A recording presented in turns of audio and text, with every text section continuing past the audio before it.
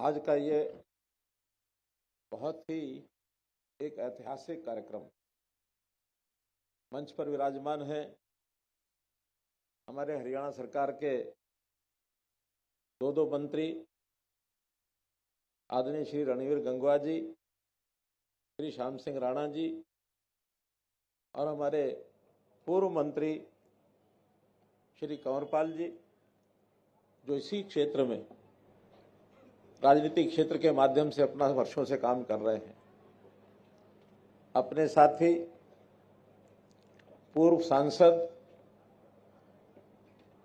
और लोहगढ़ स्मारक ट्रस्ट के सदस्य इस नाते श्री संजय भाटिया जी, श्री शिवशंकर पाहवा जी, भाई प्रबलीन सिंह जी, सभी हमारे हरियाणा सरकार और यमुनानगर जिले के प्रशासन के अधिकारीगण, मंचासीन सभी नेतागण, सामने बैठे हुए सभी भाइयों बहनों, पत्रकार छायाकर मित्रों, आज 27 अक्टूबर है। 27 अक्टूबर का यह विशेष महत्व तो है ही कि सन 1670 में 27 अक्टूबर को ही इस महापुरुष का राजौरी जिला जो जम्मू कश्मीर में है, वहां एक छोटे गांव में जन्म हुआ। राजपूत परिवार में जन्म हुआ। लक्ष्मण देव उस समय इनका रखा गया नाम। दूसरा एक महत्व, भारतीय जनता पार्टी के हमारे एक नेता, हरियाणा के बहुत ही सीनियर नेता, जिनका उस समय डंका बजता था, डॉक्टर मंगल सेन जी, उनका भी आज जयंती का दिन है। इसके लिए भी मैं आपको शुभकामना देता हूं। और तीसरा एक विषय मेरे साथ जुड़ गया है, वो ये कि 2014 में हरियाणा की जनता ने मुझे ये अवसर दिया कि हरियाणा की शासन व्यवस्था को नेतृत्व देने का काम करें। 2014 का वो दिन था 26 अक्टूबर, और जब 2019 का दिन आया तो वो जिस दिन शपथ हुई थी, दीपावली का वो दिन था, और वो था 27 अक्टूबर। संयोग से आज का दिन कई मायनों में ये मेरे लिए महत्वपूर्ण हो गया। विषय आया कि ये जो विचार चला तो कहां से चला, बहुत वक्ताओं ने बताया, लेकिन एक जानकारी मैं आपको बताना चाहता हूं।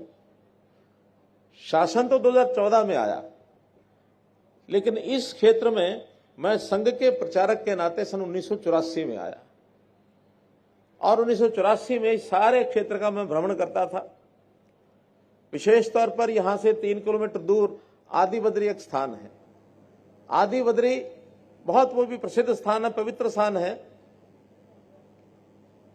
एक ऐसी नदी जो हमारे देश के इतिहास के साथ बहुत गहराई से जुड़ी हुई है, वो है सरस्वती नदी। सरस्वती नदी का अगर पहाड़ के बाद मैदान में कहीं प्रवेश होता है, उसका उद्गम स्थान माना जाता है, तो आदि बद्री माना जाता है। वहां आदि बद्री, आदि केदार 2 मंदिर आज भी बने हुए हैं। हमारे पंडित जी यहां बैठे हैं, ये वहीं से आए। उस स्थान पर मेरा भ्रमण बहुत होता था। 1987 में एक वाकणकर जी इतिहासकार थे, उन्होंने कहा कि मैं आदि बद्री के जो स्थान है, यानी जो उद्गम स्थान है, वहां से क्या रूट था सरस्वती का, उसको देखना चाहता हूं। 3 दिन तक लगातार उनके साथ मेरा पैदल भ्रमण हुआ यहां से। बाद में फिर हिमाचल प्रदेश के जाने के लिए कॉलर एक स्थान है, बिल्कुल पीछे सड़क के ऊपर, यहीं रणजीतपुर से होकर के वो सड़क जाती है। यहां से हम साइकिलों से, मोटरसाइकिल से कई बार उन स्थानों पर जाते थे। उन दिनों में सुना था कि यहां लोहगढ़ नाम का जो स्थान है, इस स्थान पर कभी बाबा बंदा सिंह बहादुर जी जब राजा होते थे, उस समय इनकी राजधानी थी। और आज एकमात्र छोटा गुरुद्वारा जरूर बना हुआ है, लेकिन इस स्थान को विकसित करने की आवश्यकता है। उस समय जानकारियां मिली, इतिहास पढ़ा, कुछ साथी साथ जुटे, लगा कि अभी हमारे पास कोई ऐसी व्यवस्था, ताकत ऐसी नहीं है कि हम बड़ा काम कर सके। 2014 में मुख्यमंत्री बनने के बाद वो कसक मन में थी। उस दिन फिर मैंने 2020 में यहां स्वयं आया, शायद 2016 में आया, 2016 में ही आया, तो ये सारा स्थान देखा और उसी दिन संकल्प लिया कि यहाँ एक बाबा बंदा सिंह बहादुर जी का भव्य स्मारक बनना चाहिए ताकि उनकी याद वो देश दुनिया में बनी रहे। और भी कई स्थान भ्रमण किए। छप्पड़चिड़ी भी गया मैं। छप्पड़चिड़ी में आते थे तो छप्पड़चिड़ी में बाबा साहब ने उस समय वहां भी युद्ध किया, बड़ा युद्ध हुआ था वहां। तो उनके जितने स्थान थे उनका इतिहास जब जानना शुरू किया, उस इतिहास में पता लगा कि जब वो बालक थे, राजपूत परिवार में रहने के कारण से शायद शिकार का करने का शौक था, तो शिकारी बन के जंगल में घूम रहे थे और शिकार एक तीर चलाया, हिरनी के गर्भ के ऊपर लगा। हिरनी का शिकार करना था और जब गर्भ पर तीर लगा तो गर्भ फट गया और हिरनी तो ढेर हो गई, लेकिन वहां कुछ हिरनी के बच्चे पेट में से निकले, तड़प तड़प के मरते हुए देखे उन्होंने। जब इस प्रकार का कोई दृश्य सामने देखता है, अच्छा भला आदमी पिघल सकता है, लेकिन उनके मन में भावनाओं से ओतप्रोत थे वो, तो भावना प्रभावी हो गई और उसी समय आगे शिकार का त्याग भी छोड़ दिया, घरबार छोड़ दिया और त्यागी बनकर के, सन्यासी बनकर के चनाब किनारे रियासी में एक स्थान पर पेड़ के नीचे तपस्या शुरू कर दी। रियासी बिल्कुल पास ही है। आज भी उस स्थान पर अगर रियासी में हम जाएंगे, बाबा बंदा सिंह बहादुर जी के नाम से आज भी वहां गुरुद्वारा बना हुआ है। आगे चल करके जब वो तपस्या करते करते उनको लगा कि थोड़ा और आगे बढ़ा जाए, वहां शायद तपस्या में उनको कुछ विघ्न आने लगा होगा, क्योंकि आसपास जानकार लोग थे, सब आड़ा जाना शुरू कर दिया। और जब ऐसे संतों सन्यासियों को कोई विघ्न पड़ता तो कुछ और सोचते हैं। चल पड़े, दक्षिण की ओर चल पड़े। 6 महीने की पैदल यात्रा के बाद गोदावरी किनारे नांदेड़ साहब वहां जाकर के अपनी धूनी जमा दी। उस समय तक नाम माधोदास वैराग्य हो गया। वैराग्य ले लिया तो नाम वैराग्य हो गया। वर्षों वैराग्य से अपने जीवन को तप कर रहे थे, कुछ शक्तियां भी प्राप्त हुई थी, उस इलाके में बहुत नाम था उनका। और हम जानते हैं 1708 से पहले जब गुरु गोविंद सिंह जी की आयु थोड़ा ज्यादा हो गई थी। उनकी आयु उस समय कितनी मुझे ध्यान तो नहीं है, लेकिन उनको किसी ने बताया कि एक इसी इलाके का एक बहुत ही वीर पुरुष भक्ति भाव से ओतप्रोत सन्यासी बनकर के वहां भक्ति लीन बैठा हुआ है, माधोदास वैरागी। संतों को, क्योंकि गुरु गोविंद सिंह जी भी सेना वृत्ति के भी थे, संत वृत्ति के भी थे, तो संत और सैनिक दोनों भाव गुरु गोविंद सिंह जी में थे। जब उनको पता लगा कि ये व्यक्ति भी ऐसा ही है, उनको मिलने के लिए वहां पहुंच गए। कहीं जाकर एक जगह डेरा लगाया तो उनको याद किया और वो चल करके अपने आप पहुंचे माधोदास वैरागी। और माधोदास वैरागी गुरु गोविंद सिंह जी को पहचानते ही, जो शक्तियां होती हैं वो एक दूसरे को पहचान लेती हैं, उनके पैरों में गिर पड़े कि महाराज आप यहां कैसे? उन्होंने कहा कि मैं तुझे ढूंढने आया हूं। मैंने एक काम तुम्हारे जिम्मे लगाना है कि तुम उस काम को अपने जिम्मे ले करके उत्तर भारत में जाओ। बहुत जुल्म हो रहे हैं समाज पर। उस समय का जुल्म हमको पता है। दुनिया को जीतने के लिए मुगल निकले, उनका सारी दुनिया पर हम अपना राज्य करेंगे, कोई भी तरीका होगा, साम दाम दंड भेद, पूरी दुनिया पर अपना राज्य करेंगे। भारतवर्ष में उस समय रियासतें थी छोटी छोटी, सब रियासतों पर आक्रमण करना शुरू कर दिया। गुरु गोविंद सिंह जी ने मुकाबले किए, मुकाबले में अपने बच्चों को वार दिया। 2 बच्चे हमको पता वीरगति को प्राप्त हुए लड़ाई में लड़ते हुए, 2 बच्चे जिंदा दीवार में चुने गए। पिताजी को कश्मीर के हिंदुओं पर आक्रमण हो रहा था, उनको मजबूर किया जा रहा था तो मुसलमान बन जाओ। तो गुरु तेग बहादुर जी ने कहा कि किसी महापुरुष को बलि देनी पड़ेगी। उस समय गुरु गोविंद सिंह जी कहते हैं, पिताश्री आपसे बड़ा महापुरुष और कौन हो सकता है? पिता को प्रेरणा देने के लिए गुरु गोविंद सिंह जी ने यह वाक्य बोला तो गुरु तेग बहादुर जी ने कहा कि ठीक है पुत्र, मैं बलिदान दूंगा।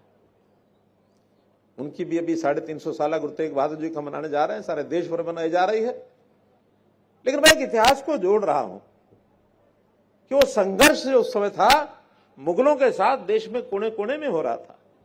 उस संघर्ष में गुरु गोविंद सिंह जी ने तलवार उठाई, देग उठाई। पश्चिम में शिवाजी महाराज वो अपने उस युद्ध में लगे हुए थे। महाराणा प्रताप राजस्थान के एरिया में मुगलों से लड़ाई लड़ रहे थे, कहीं अकबर से, कहीं औरंगजेब से।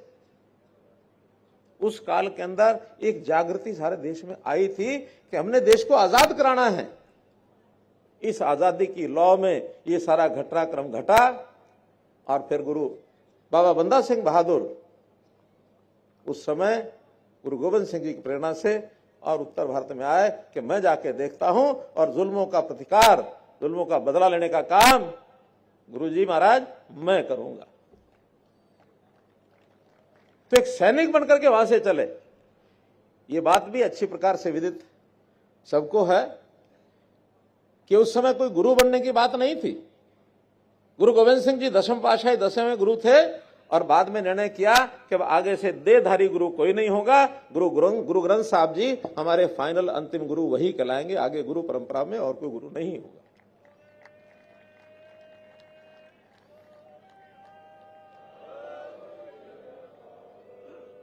वहां से चले और कहते हैं कि दिल्ली के बाद उन्होंने सोचा कि अब मुझे अपनी सेना इकट्ठी करनी चाहिए। वहां से जो चले तो सैनिक नहीं थे उनके पास, अकेले ही थे। सबसे पहला पड़ाव जैसा विषय आता है कि सोनीपत में एक खांडासेरी गांव है। खांडासेरी गांव में आकर के नौजवानों को इकट्ठा किया, विषय बताया, वहां रुके। वहां भी आज गुरु साहब का गुरुद्वारा बना हुआ है। उन नौजवानों को इकट्ठा करके बताया तो गुरु, आखिर नौजवान तो नौजवान होता है, भावनाएं जब उनको बताई जाती तो तैयार हो ही जाते हैं। तो एक छोटी टोली वहां उन्होंने खड़ी की अपने साथ सैनिकों की। अब उस समय ये विषय नहीं था कि वो किस समाज के हैं, किस जाति के हैं, किस धर्म के हैं। देश को प्यार करने वाले जो भी जवान हैं सब आ जाओ। उस समय ये कोई हिंदू और सिख का भेदभाव नहीं था, बिल्कुल सब एक ही सारा समाज रहा है। उस समाज के 18-20 सैनिकों को लेकर के उन्होंने अगला पड़ाव शुरू कर दिया। फिर वो बताते हैं भिवानी गए, हांसी गए, हिसार गए, टोहाना गए, इधर कैथल आ गए, जींद आ गए, इन सब स्थानों पर।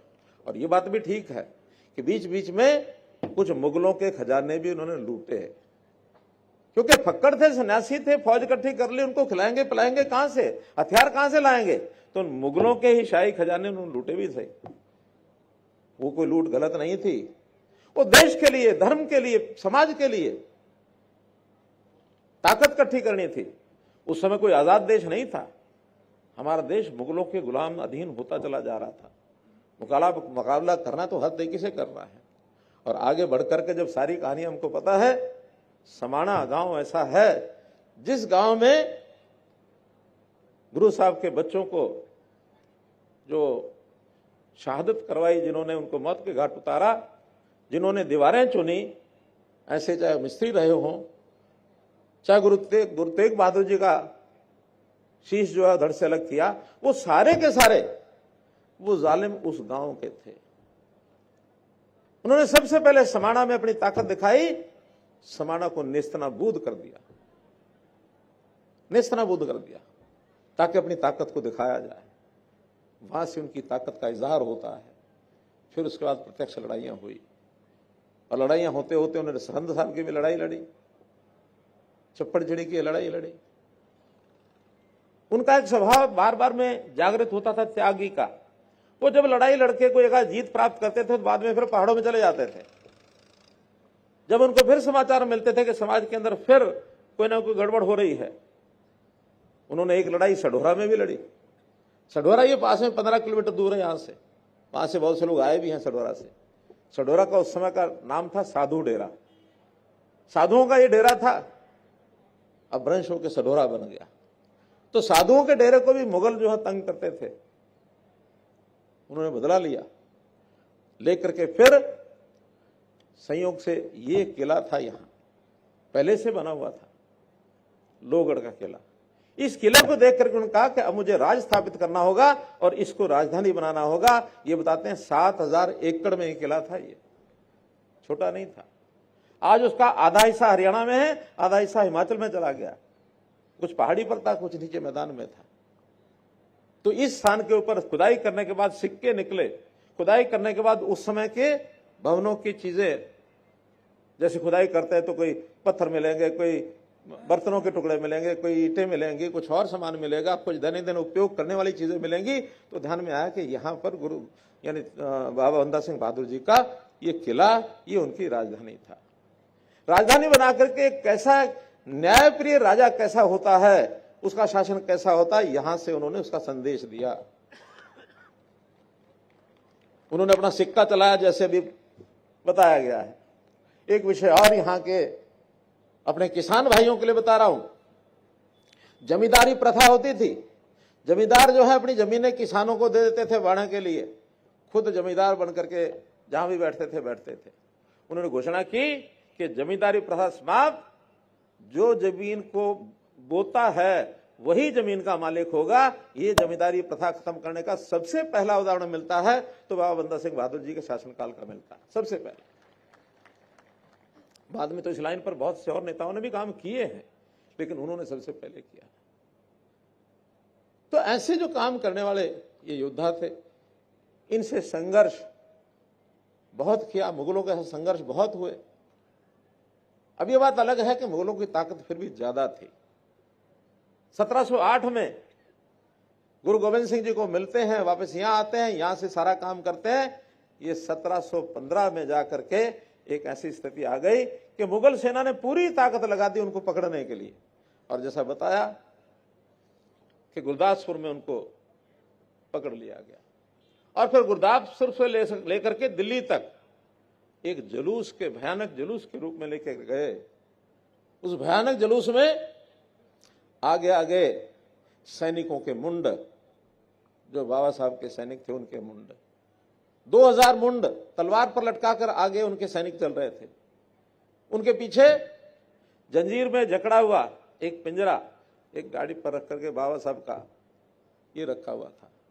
पीछे पीछे 754 सैनिक थे, उनको भी सबको कैद कर रखा था। इनको भी साथ लेके जाएंगे। ये सब कैदी दिल्ली लेके जाया गया, महरौली में लेके जाया गया।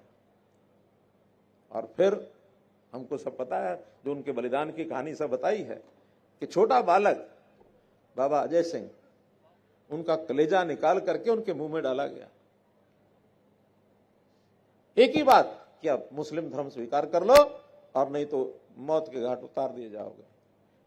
लेकिन भावनाओं के तौर के ऊपर हम जानते हैं कि उस समय हमारे सब संतों की, सब सैनिकों की, सब गुरुओं की, जो जागृत अवस्था में लोगों को सचेत कर रहे थे कि पथ से डिगना नहीं है, ना खुद डिगना है, ना लोगों को डिगने देना है। ये सब उनके बलिदान की कहानी आज हमको मालूम हुई। अब जब इतने बलिदान का ये गाथा हमारे एक महापुरुष की है, तो क्या इसका चैप्टर वहीं बंद हो जाना चाहिए? उसको याद कराने के लिए, अपनी पीढ़ियों को अपना इतिहास बताने के लिए कुछ तो हमको करना पड़ेगा। उसमें से कल्पना हुई कि यहां एक स्मारक बनाया जाए और उस स्मारक में व्यवस्थाएं ऐसी की जाए कि नई पीढ़ी को सब पता लगे।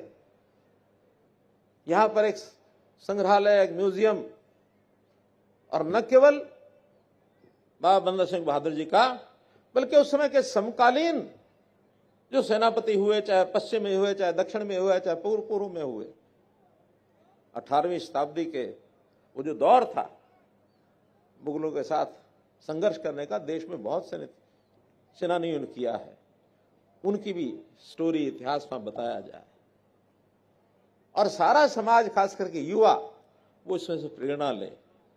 शिक्षा का केंद्र बनाया जाए, ऐसी हमारा जो इतिहास है वीर गाथाओं से भरा हुआ, वो पढ़ाया जाए।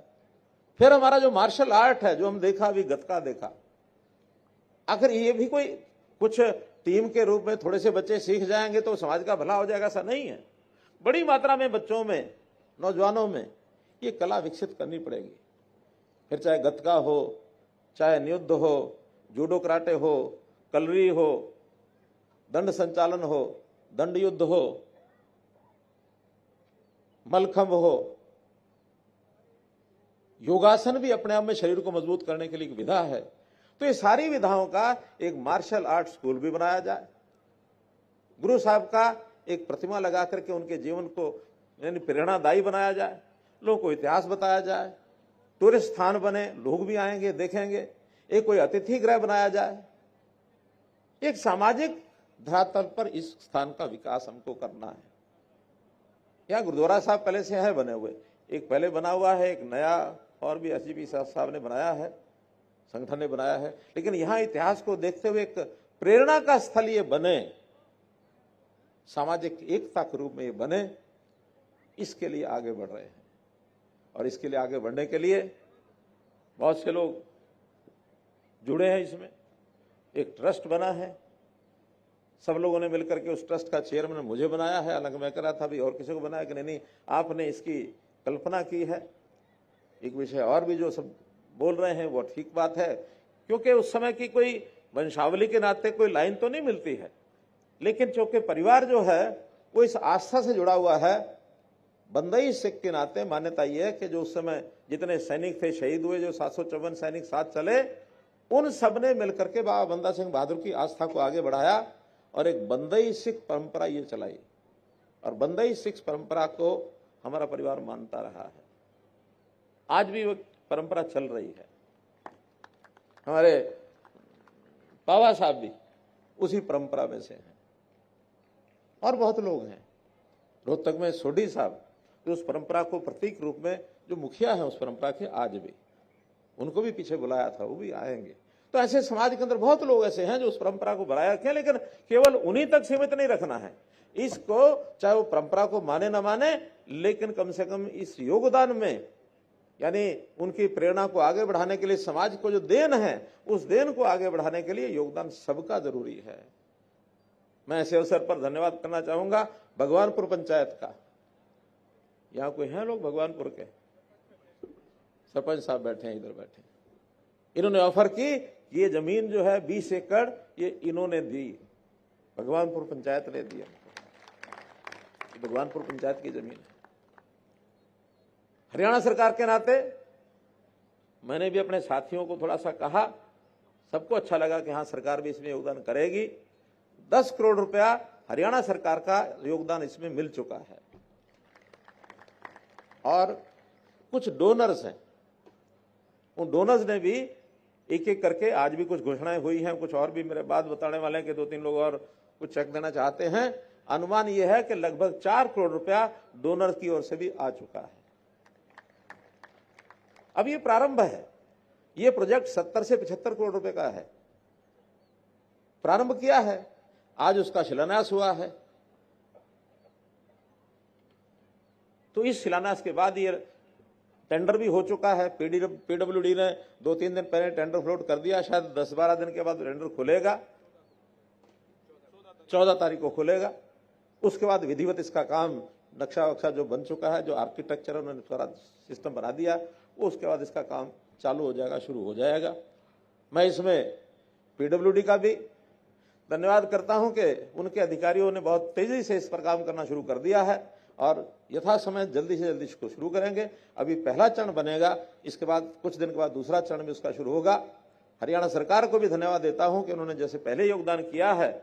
मैं यहां मंच से अपील करता हूं, हमारे 2 मंत्री बैठे हैं, इन्होंने अपनी ओर से भी 21-21 लाख रुपया किया है, सभी मंत्री भी करें और हरियाणा सरकार से भी बजट में और राशि घोषित की जाए। ये क्योंकि अब हरियाणा सरकार चलाने वाले जो लोग हैं उनसे तो मैं अपील ही करूंगा इस ट्रस्ट के चेयरमैन के नाते, तो वो और भी योगदान करें। तो मेरा आज इस अवसर पर आप सब लोगों को इतना ही कहना है कि इस स्मारक की जो भाव भावना है, इस भाव भावना को हम याद रखें और यहाँ पर यदा कदा जब भी हमें अवसर मिलता है जरूर आते रहें, जाते रहें। अन्य जो साथी हैं उनको भी इस स्थान के लिए प्रेरणा दें और यहाँ पर जितना योगदान कर सकें। अन्य भी मक्खन सिंह लबाणा, देखो बात सुनकर के आ गए, करने के 5 लाख मेरी तरफ से घोषणा कर दो। जिला परिषद अंबाला के हमारे चेयरमैन हैं, तो ठीक है, जो जो करना चाहते हैं प्रबलीन जी को बता देंगे, प्रबलीन जी घोषणा करेंगे। और इसके बाद भी जब भी किसी ने संपर्क करना हो, प्रबलीन जी हमारे पंजाबी यूनिवर्सिटी के बहुत ही विद्वान एक व्यक्ति है जो इस ट्रस्ट में जुड़े हैं। ये इस सारे ट्रस्ट की देखरेख मोटे रूप से ये कर रहे हैं। हमारा जो भारत हरियाणा सरकार का पब्लिक रिलेशन डिपार्टमेंट है, अमित अग्रवाल उसके हमारे सेक्रेटरी हैं, ये बैठे हैं, और के.एम. पांडुरंग उसके डायरेक्टर हैं। ये लोग भी स्वयं पूरा समय इसमें दे रहे हैं, लगा रहे हैं। तो हम किसी को भी संपर्क करें, इसका बहुत अच्छा स्वरूप निकल करके आए, इसके लिए आप प्रयत्न करें। बहुत बहुत धन्यवाद, बहुत बहुत आभार। सर आपका बहुत बहुत धन्यवाद। जैसे आपने चाहा था कि हमारे साथ काफ़ी डोनर्स भी इसमें जुड़े हैं जो आज यहाँ पे चेक देना चाहते हैं, तो मैं विनती करूँगा डोनर्स को कृपा करके